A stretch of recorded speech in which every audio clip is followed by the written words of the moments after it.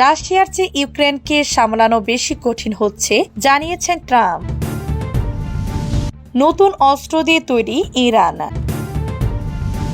গাজাকে দুর্ভিক্ষ সৃষ্টির পায়তারা ইসরায়েলকে ইয়েমেনের ইহুতি নেতা 4 দিনের আলটিমেটাম। ল্যাভরভের অভিযোগ, রাশিয়ার বিরুদ্ধে পারমাণবিক অস্ত্র ব্যবহারের প্রস্তুতি নিচ্ছেন মাস্কো। ইউক্রেনে রাশিয়ার অতর্কিত হামলা, নিহত 11। সিরিয়ায় অভিযানে আলাউইদ সম্প্রদায়ের 162 জন নিহত, অস্ত্র সমর্পণের আহ্বান সারার। ইউক্রেনে রাশিয়ার অতর্কিত হামলা, নিহত 11। ইউক্রেনের পূর্ব অঞ্চলীয় দনেস্ক অঞ্চলের দুব্রোপিলিয়াই শহরে অতর্কিত হামলা চালিয়েছে রাশিয়ান বাহিনী। এতে এখন পর্যন্ত অন্তত 11 জন নিহত হয়েছে, আহত হয়েছে আরও 30 জন। ইউক্রেনের কর্তৃপক্ষের বরাত দিয়ে শনিবার এই তথ্য জানিয়েছে বিবিসি। দেশটির আঞ্চলিক পরিষেবা জানিয়েছে শুক্রবার ভোরে চালানো হামলায় 8টি আবাসিক ভবন এবং প্রশাসনিক ভবন ক্ষতিগ্রস্ত হয়েছে। এর আগে গত বৃহস্পতিবার রাশিয়ান বাহিনী চালানো হামলায় ইউক্রেনে 5 জন নিহত হয়।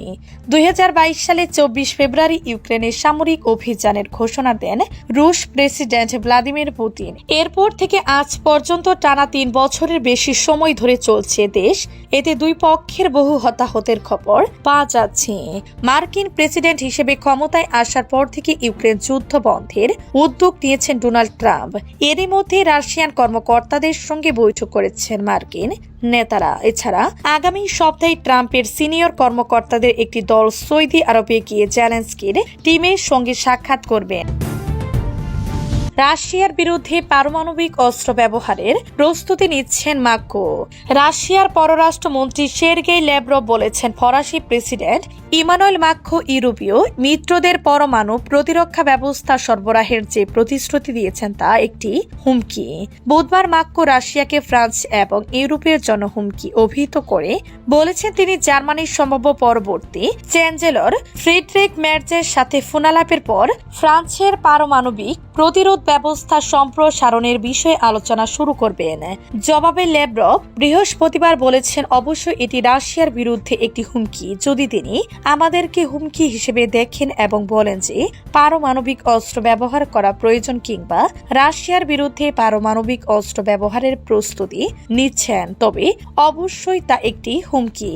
ল্যাভরভ ম্যাক্রনকে হিটলার এবং নেপোলিয়নের সাথে তুলনা করে বলেন, যদিও ফরাসি নেতা রাশিয়া জয়ের পরিকল্পনা ঘোষণা করেননি, তবে তিনি স্পষ্টই একই জিনিস চান। এদিকে রাশিয়ার প্রেসিডেন্ট ভ্লাদিমির পুতিন বলেছেন, এখনো এমন কিছু মানুষ আছে যারা নেপোলিয়নের সময় ফিরে যেতে চান, কিন্তু তারা ভুলে যান যে তার ক্ষমতার অবসান কিভাবে হয়েছিল। ইসরায়েলকে ইয়েমেনের ইহুতি নেতার 4 দিনের আলটিমেটাম। ইয়েমেনের ইহুতি আনসারুল্লাহ নেতা আব্দুল মালিক আল ইহুদি হুঁশিয়ারি উচ্চারণ করে বলেছেন, আগামী 4 দিনের মধ্যে গাজায় মানবীয় ত্রাণের বহর প্রবেশের অনুমতি না দিলে লোহিত সাগরে ইসরায়েল বিরোধী সামরিক অভিযান আবার শুরু করা হবে। গত 1 মার্চ গাজা যুদ্ধবিরতির 42 দিন ব্যাপী প্রথম ধাপের মেয়াদ শেষ হয়, কিন্তু দ্বিতীয় ধাপের ব্যাপারে প্রাথমিক সমঝোতায় যা বলা হয়েছিল তা উল্টে দিয়ে ইহুদিবাদী ইসরায়েল নতুন নতুন দাবি উত্থাপন করায় তা মেনে নেয়নি হামাস। ফলে যুদ্ধবিরতির দ্বিতীয় ধাপ এখনো শুরু করা যায়নি, কিন্তু তেল আবিব তার আবদার মেনে নিতে হামাসকে বাধ্য করার জন্য গাজা উপত্যকায় মানবিক ত্রাণবাহী ট্রাকের প্রবেশ সম্পূর্ণ বন্ধ করে দিয়েছে। এই অবস্থায় আব্দুল মালিক আল ইহুদি শুক্রবার রাতে টেলিভিশনে সম্প্রচারিত এক ভাষণে তেল আবিবকে হুঁশিয়ারি দিয়ে বলেন, 4 দিনের মধ্যে গাজার প্রবেশ পথগুলো খুলে না দিলে লোহিত সাগর দিয়ে ইসরায়েলের কোনো জাহাজ চলতে দেয়া হবে না। তিনি বলেন, গাজায় ত্রাণবাহী ট্রাকের প্রবেশ বন্ধ করে দেওয়ার মাধ্যমে এই উপত্যকায় আবার দুর্ভিক্ষ ফিরিয়ে আনার প্রচেষ্টা ইয়েমেনের চেয়ে দেখবে না। ইয়েমেনের ইহুদি নেতা বলেন, ইহুদিবাদী ইসরায়েল যুদ্ধবিরতিতে দেয়া প্রতিশ্রুতি বাস্তবায়নে মারাত্মক ঘড়িমসি করেছে। তিনি বলেন, গাজাবাসীর খাবার আটকে দেওয়ার পাশাপাশি আহত ফিলিস্তিনদের উন্নত চিকিৎসার জন্য গাজার বাহিরে যেতেও বাধা দিচ্ছে তেল আবিব, যা গভীর উদ্বেগ সৃষ্টি করেছে। সিরিয়ায় অভিযানে আলাউইদ সম্প্রদায়ের 162 জন নিহত, অস্ত্র সমর্পণের আহ্বান সারার।